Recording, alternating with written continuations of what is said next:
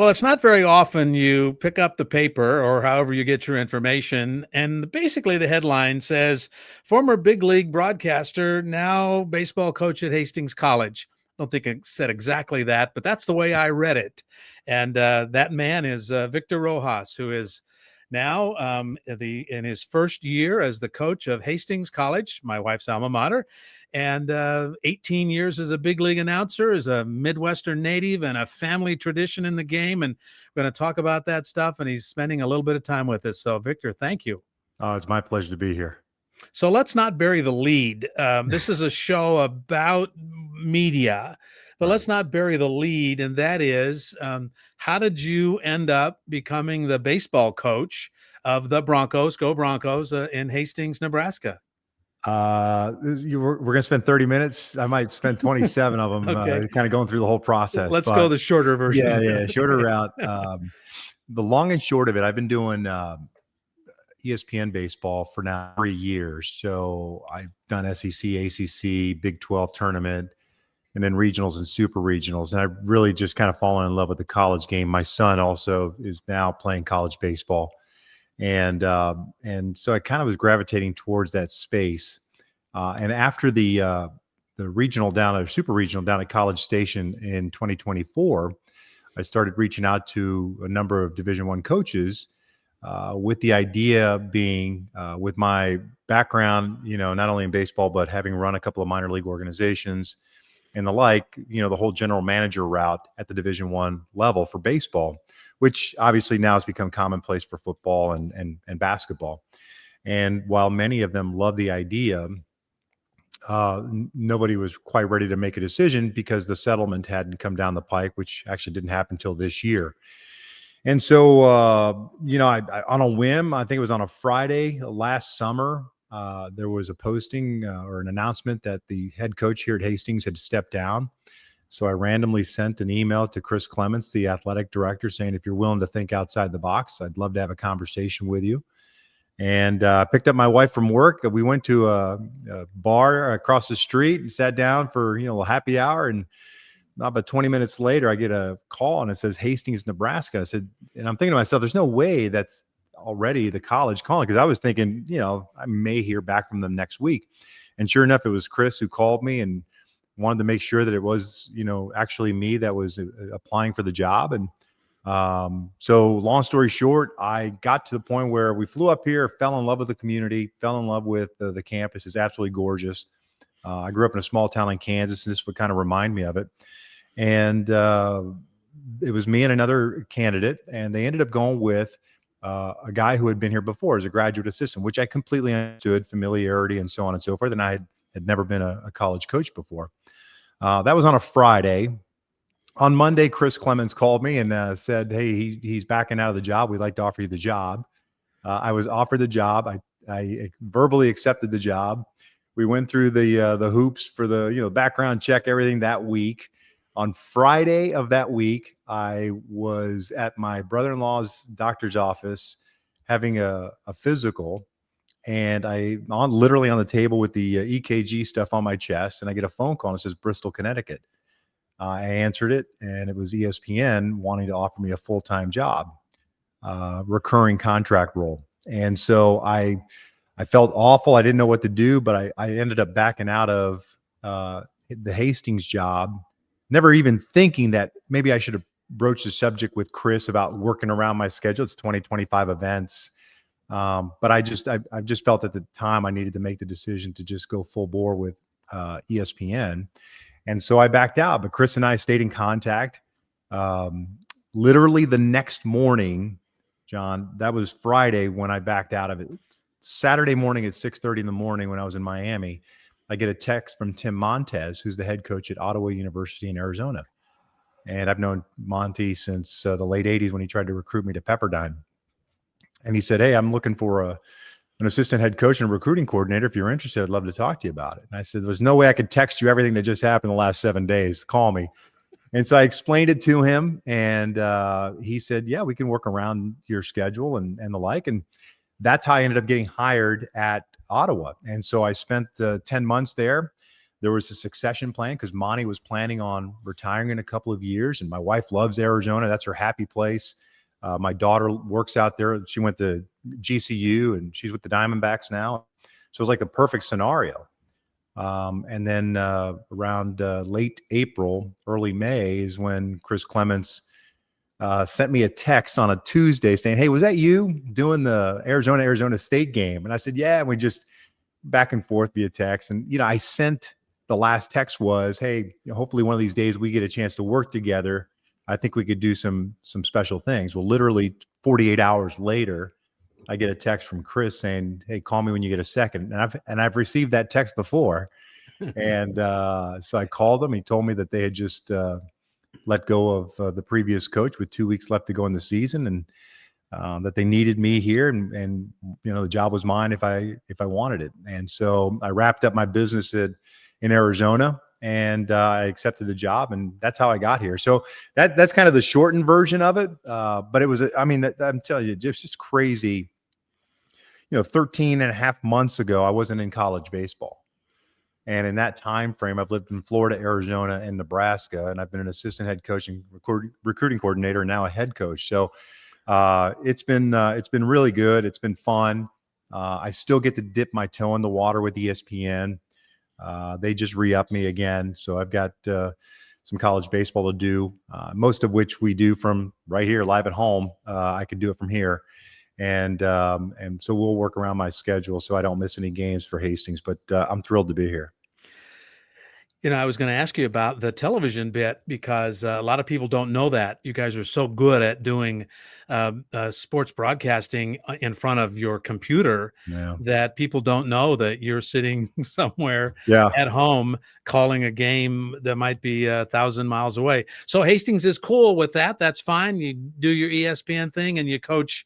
I don't know how many college games does Hastings play, as much as everybody else? Yeah, 50. NAIA rule is maximum of 50 games, with the weather and stuff like that. You end up probably playing 40, 42, maybe 44 if you get lucky. But, with so many midweek games, especially early on, like the way I look at it is, with regionals and super regionals, I've got 6 plus, 3. So it's almost 10 games right there. And that's after the season is over. So then it's just finding a way to the 15 other dates where I can work pretty much Monday through Thursday or Friday or even on Sundays to get to that number and not impact anything that we're doing on the field, and especially from a recruiting standpoint. Well, from a recruiting standpoint, I got to believe that kids in California know who you are, Southern California, and Midwesterners know who you are. People in Texas know who you are. So I can't believe there's any detriment at all in this, in that it works nicely because you bring some profile to this program that a lot of folks might not have and might not appreciate. There's a question there somewhere, but I'm not sure what it is. Yeah, it's unique. There's no doubt about it. And I think that's how, Dr. Lloyd and AD Clements looked at it.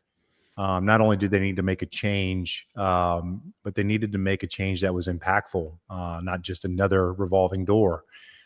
It's a program that, when Jim Bovey was head coach, they used to draw pretty well out of the local areas in Nebraska and had some pretty good teams. That's why Coach Bovey's in the NAIA Hall of Fame and still involved with the NAIA as part of the selection committee for baseball. And so my idea was, when I got hired, was to kind of re-shine the spotlight on Hastings College and the baseball program. But to your point, I have just recently I inked a left-handed pitcher out of Bakersfield yesterday. Angels fan.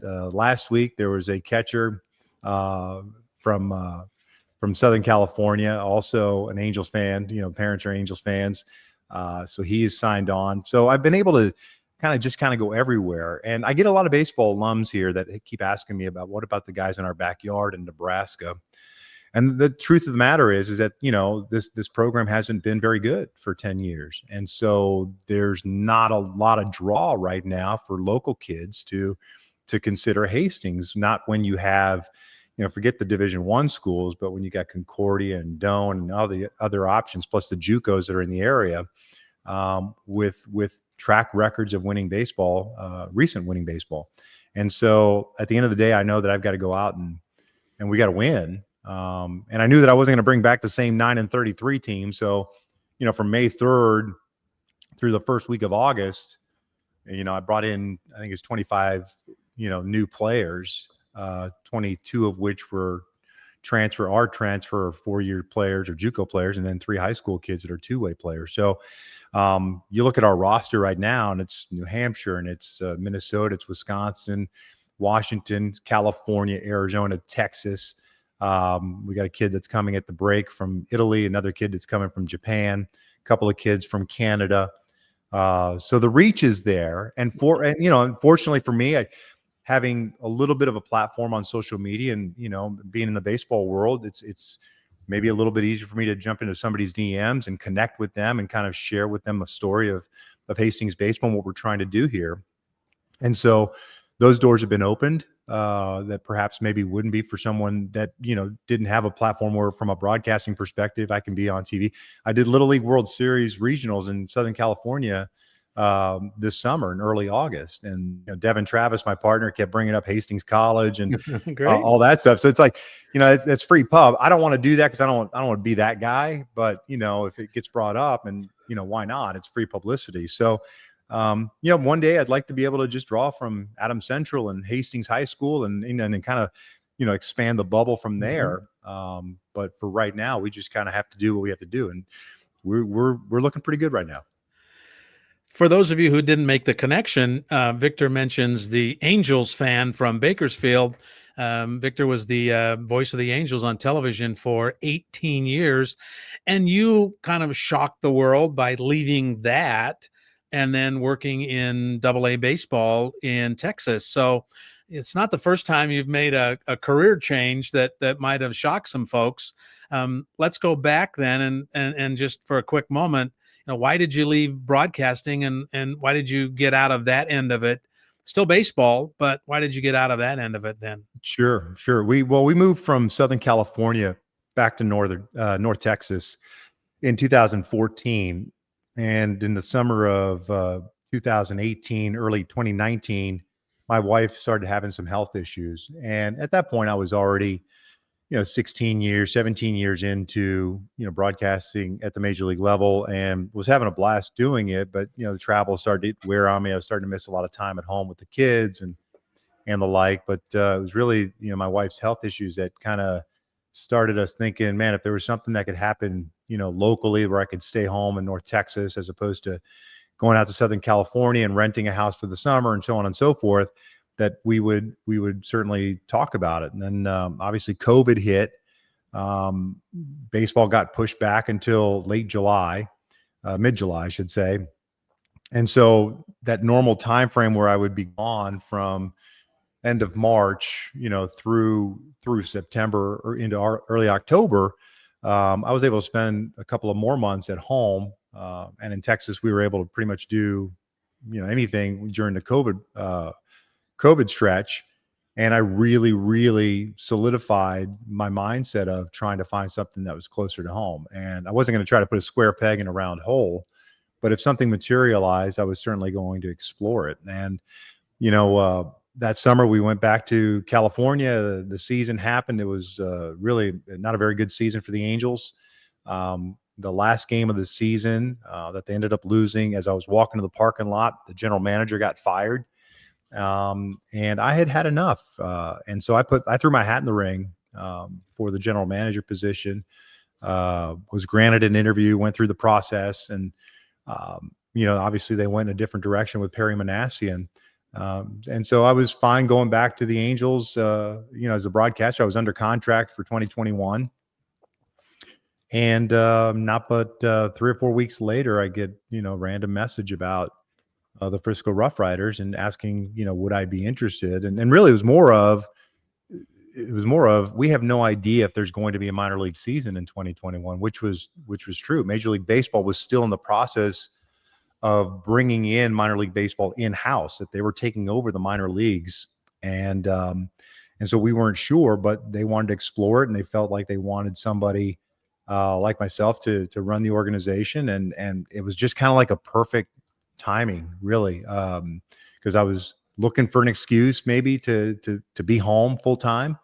And this just kind of laid at my doorstep. And so that's how I made that transition in January of 2021 to running the Frisco Roughriders and leaving the broadcast world. But I mean, if you look at my, I have an eclectic body of work from the time, from playing to being a bullpen catcher with the Florida Marlins during their inaugural season and getting a chance to be on the same coaching staff with my dad, to going back to the minor leagues and coaching, and then going into the front office of different sports and having worked in arena football and minor league baseball and National Hockey League with the Florida Panthers, arena management, the golf industry, and then randomly deciding I want to get into broadcasting at 31 years of age and going to Newark, New Jersey. So I'm not afraid of jumping into the deep end of the pool just because I know that I'm going to swim my tail off. And whether I succeed or fail is irrelevant to me because I know I'm going to give myself an opportunity. And so I think that experience prior to getting to the college baseball side of things certainly prepared me to make a jump, however random it may be. And so I'm happy. I'm thrilled to be back in the Midwest. Like I said, I grew up in a small town in Kansas. I'm glad I get a chance and an opportunity to impact the lives of student athletes at this level. My son transferred in from Johnson University, another NAIA school in Tennessee. He's going to play for us, and he's a redshirt freshman athletically. He's a junior academically, and so it'll be fun getting a chance to coach him for a couple of years here. And it's funny because the business has changed. I literally had the recruit yesterday sitting in our office with his parents. He goes, what are your plans after, Hastings? I'm like, man, I'm just trying to survive the month of September. I'm trying to get through fall ball. I'm really literally not. Like, I had no plans of leaving Ottawa. I have no plans of leaving Hastings. I'm 57. This isn't a stepping stone for me to bigger things.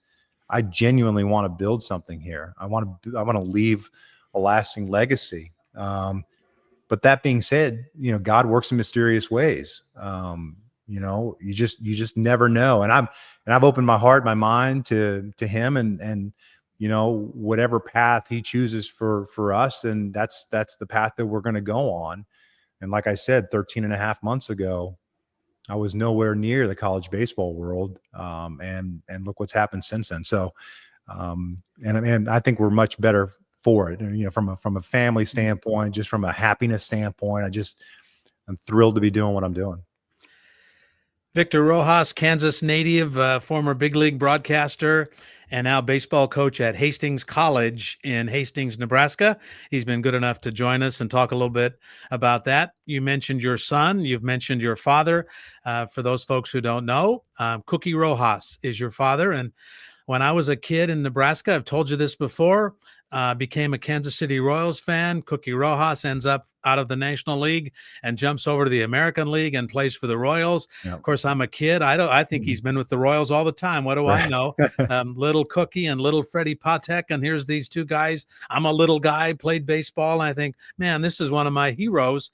And he's your father, and he's a guy who's, I know, has had a great impact on your life, and not just your baseball life, but your life, period. Right?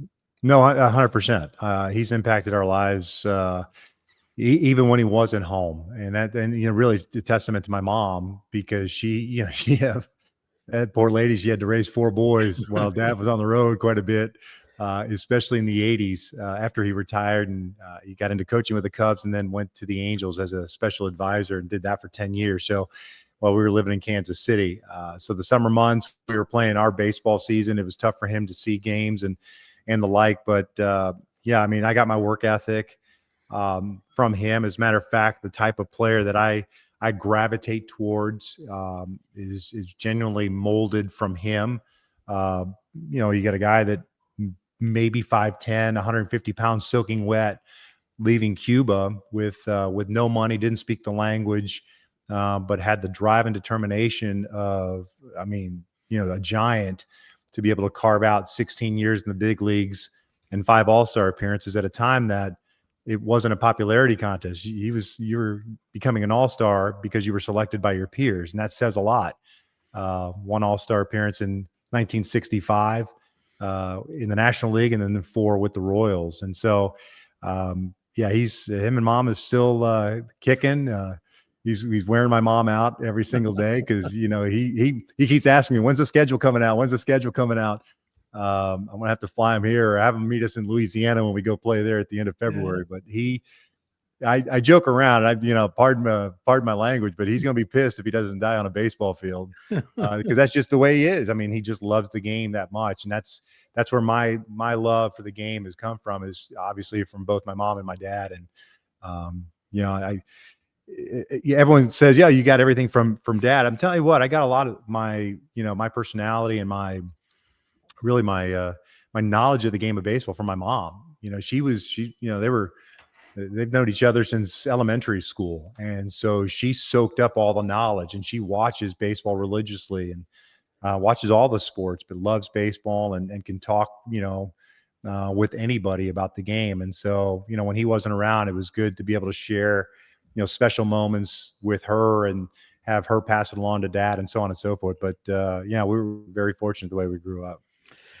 So they leave Cuba in the 1960s or late 50s after 60, Castro, 61, right? yeah. 61. So not long after Castro. Mm-hmm. And it's different now, the Cuban ball players coming to the US. It's a different it's a different path. Mm-hmm. So how did it happen with your father in 1961 to get from the island to the US? So he had signed with the Cincinnati Reds while in Cuba. So he was 16, 17 years old at that time and playing for the Havana Sugar Kings. And when everything started to happen, the revolution and Castro taking over, they moved that club up to New Jersey. And so he went to New Jersey with the club. So he was already a part of it. And then obviously went through the process. Mom left, my uncle, aunts, a number of family members were able to leave at that time because of everything that was going on. So they settled in New Jersey to start, but made home in Miami. Obviously, a big Cuban population in Miami. Three of the 4 boys were, including myself, were born in Miami, and then my younger brother, the youngest, Bobby, was born in Willingboro, New Jersey. Just because we had lived up there, Dad was with the Phillies at the time before the trade to the St. Louis Cardinals. Everybody forgets he got traded to the Cardinals before he became a Royal. He was part of the Curt Flood trade from Philadelphia. So, and then once he became a Royal, we ended up moving to Kansas City, and that's what's home to me. Even though I was born in Miami and the like, but I grew up in Kansas City and loved every minute of it. One day we'll talk about that Curt Flood trade, maybe, and how your father sort of was just another name, not just another name, but one of the people around what turned out to be a decision by 2 clubs that changed baseball in the long run, right? Yeah. I mean, really, a heroic decision by one man. Yeah, really, I mean, Curt Flood decided that Curt Flood himself. And in fact, we are talking about that now. I remember when Garrett Cole signed with the Yankees for $300 million. And one of the very first things he said was, I'd like to thank Curt Flood for my ability to get this kind of a contract. So, but, I think you get one man to sacrifice for the greater good and having the foresight to at least challenge it. He took it upon himself to say, and there was a lot of guys, that talked about how wrong it was. The reserve clause that was in the contract and how you could just get bounce to bounce, from club to club and they own your rights in perpetuity. And finally he stood up when that trade happened and did not report. And obviously Curt Flood lives in infamy, should be in a Hall of Fame for what he did to change the game. Some would say, for the negative because of the way the salaries have escalated. But I think the salaries have escalated, pretty much in line with how revenues have gone as well. And now it seems like we're probably headed for another Armageddon at the end of next year when the collective bargaining agreement comes to an end, just because the big TV money that was being thrown around has kind of dried up. And, owners are starting to clamor for the old ceiling on salaries. Yeah. If you can speak for him and what did Cookie Rojas think of that trade and then what happened after that? He was just a guy. I mean, he literally was, dad was a utility player, that was, 6, 7, 8 years into his major league career. And, he knew one thing. It's like, the loyalty lies with the name on the front of the jersey, not the name on the back of the jersey. And so his job was to go and report to the St. Louis Cardinals and do his job. I mean, that's literally what it was. And, I think the biggest thing that came out of that is that it opened his eyes. Marvin Miller was just getting started in the Players Association and so on and so forth. And then was it Don Drysdale, and there's another gentleman's name that escapes me in the 70s, holding out in spring training because of their contracts getting renewed and so on and so forth. So it was an interesting time for Major League Baseball. I joked with him. I said, "You were born at the wrong time. You played in the 60s. You retired in 77." And that's about the time that Catfish Hunter was getting that $1 million contract from the Oakland A's, right? It's like, you should have waited a little bit longer. Should have been born 10 years later. I know. What's your problem, Dad? Wouldn't have been able to get off the island then, I guess. So, yeah, exactly. Yeah. Exactly. But look, he had an illustrious baseball career on and off the field, and just a great teacher. Yeah. What I think is cool, and we've talked before, Victor, and what I think is really cool is that you so proudly talk about your father and your mother, and you so proudly share this. And I'm sure people ask you this all the time. So it's like, okay, here comes Schrader asking another question about Cookie Rojas. But for me, it seems like that's okay with you, that you like to celebrate who they are and what they've done for you by making a courageous decision to not only leave the island, but stay away. Right. I mean, that was tough. That was tough. There's no doubt. I mean, had they not made that decision, we'd be growing up in Cuba, under the Castro regime, and now the mayhem that's going on there. It's sad to see everything that's going on with the island. And, dad was able to go back a couple of times. Brother that lived and that did not leave at the time. He had a young son and was fearful of leaving Cuba. So my uncle stayed there and passed away several years ago. But my uncle was a talented musician, and, with the arts, Castro would send groups to Spain and to Mexico, and whether it was musicians and the like, to kind of showcase what Cubans are capable of doing. And so when my uncle Jorge would go to these places, my mom and dad would go and fly there and meet. And Dad tried to get him to leave and leave with them. And a lot of friends in Washington D.C., including Robin Roberts. It was one of those things that was difficult for my uncle to do, and because of his son remaining in Cuba, and didn't want to pull the trigger on it. And so I'm grateful, forever grateful, that Dad and Mom made the decision to leave some family behind to seek, a better life. And they made the right decision, obviously, a difficult one, but it's certainly a right one. You're talking about Robin Roberts, the pitcher, not Robin Roberts, the sports broadcaster. Yeah, no, Robin Roberts, the great pitcher from from that era. And now, have you still not been able to go back? Have you not go back? Have you been to? I've chosen not to go back. I always said that I didn't want to go back until the Castros were gone, and it was actually turning in the right direction. We've talked about it. My dad's gone back a couple of times. But yeah, I have no desire. And if I do go, I'd want to go with them. And Dad's kind of at that stage right now where it's probably not smart for him to go, just from a health perspective. And so, maybe one day I will, I don't know, but it's not at the top of my, list of things to do.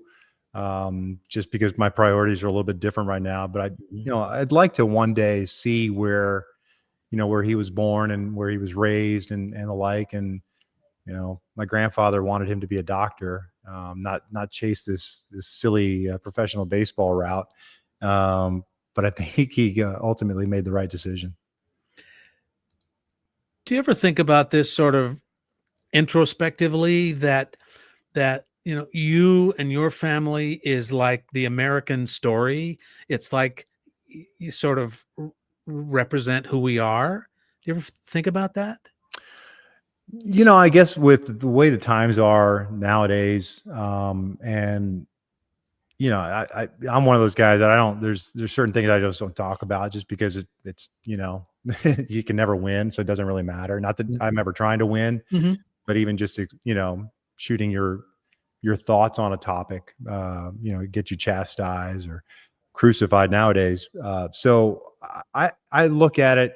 There are times where I'll sit there and say when I see something, a news story, what have you, it's like, there's a process in place. There is a process in place. My parents followed that process, and Mm-hmm. it's, um, I don't, I can't comprehend other situations Right. that individuals are going through, and I don't pretend to do so.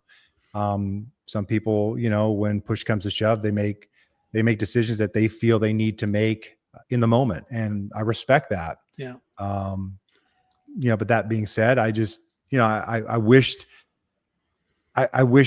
we would get back to, I guess I'm a rule of law kind of guy. And that there is a process that's in place that, you can come here and prosper.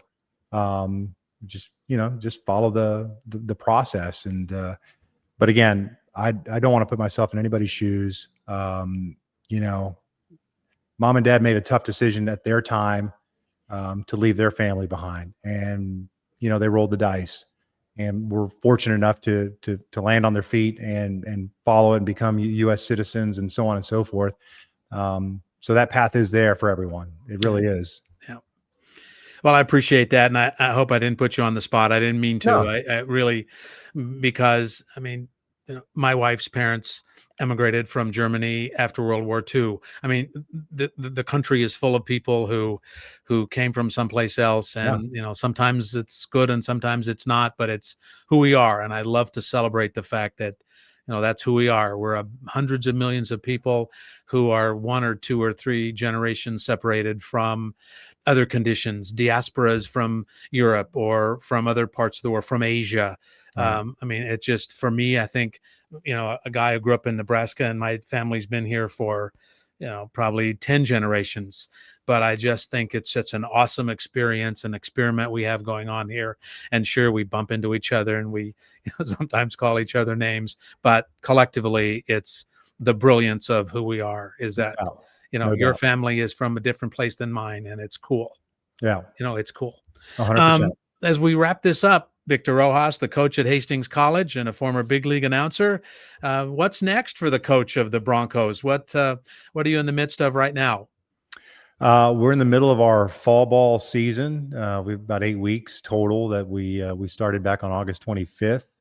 So we've started our, we played 3 scrimmages, played last Saturday. We'll play this coming Saturday, and then next Saturday, and call it from a scrimmage perspective, call it a day, if you will. And then we've got a couple of weeks after that. Then obviously we go into uh, more of the classroom kind of teaching, along with lifting and conditioning. You got the holidays coming up, and then we get back to classes on January 6th. And then our first game is January 31st. So it's a quick ramp up from the time we get back to our first game, and it's been good. Right now, I'm kind of concentrating on recruiting the class of 2026, which is nice to be able to have a year head start to recruit, as opposed to 2.5 months to get it going. But it sometimes it is what it is, and I was drinking out of a fire hose for a couple of months there, but it's just prepared me that much more for what lies ahead. So good times, all exciting times, and I'm having a blast doing it. Kind of putting my own stamp on the program is it's been fun. That's great. And you mentioned I tried to write all the states down, but Texas and New Hampshire and California and Italy, that's not a Everywhere. state, of course, Yeah. everywhere. What do you tell them about what they should expect when they first step foot in Hastings, Nebraska, and on the campus of Hastings College? Well, I first and foremost, I'm brutally honest, sometimes to a fault. So I'm a very transparent individual, and I just kind of lay things on the table for them, especially when you're talking to guys that from the warmer states, whether it's Arizona, Texas, Louisiana, and the like. Florida guys seem to be a little bit more difficult to pull from. And I get it. Nobody's really experienced the winters of the Midwest. And so they fear that. I look at it as a standpoint of if someone's willing to kind of overlook that and still interested in the program, then that's the kind of guy I gravitate towards. But they're not worried about the weather. They're worried about the opportunity. They want the opportunity. And so for me, it's, the pitch easy, right? Beautiful campus, 125 acres. That is just gorgeous. Facilities are great. Administration, incredibly supportive. I'm a baseball guy through and through. I haven't done in the game of baseball on and off the field.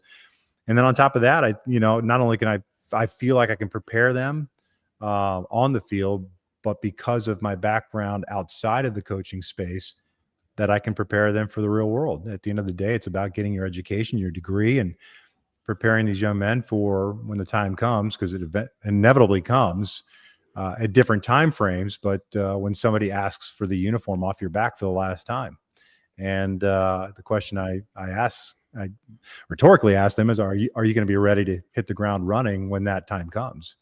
And so, I do have that real world experience as well. So that's kind of, I just lay it on the table.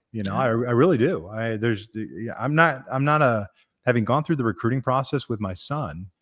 I'm not one to blow smoke. I'd rather just shoot straight and be honest with somebody. I'm never going to tell somebody something that I think they want to hear just to make them feel good, because all that does is create false hope for the individual. And then when it doesn't live up to the expectation, negative spiral ensues for the individual and then for the program, because you've got to deal with the fallout. And so, you're a big boy. I'm going to treat you as a big boy. You got two choices, really. You can take your ball and go home, or take it for what it is, constructive criticism, and get better. And not everybody needs that. Some guys get it and they know where they stand and they need to work harder and get after it. But this is a great environment to play college baseball. And especially now with, especially it's getting harder and harder for high school players to get to the upper echelons, unless you're a 1% player. And even the 1% athlete at the high school level, from a baseball perspective, if you're a position player, you're virtually getting no at bats. If you're a pitcher and you have some, you got some ability, you might get some innings out of the bullpen. Perhaps really good pitcher, you might get some starts out of it at the Division I level. And I think that's why we see so many guys transferring year in and year out.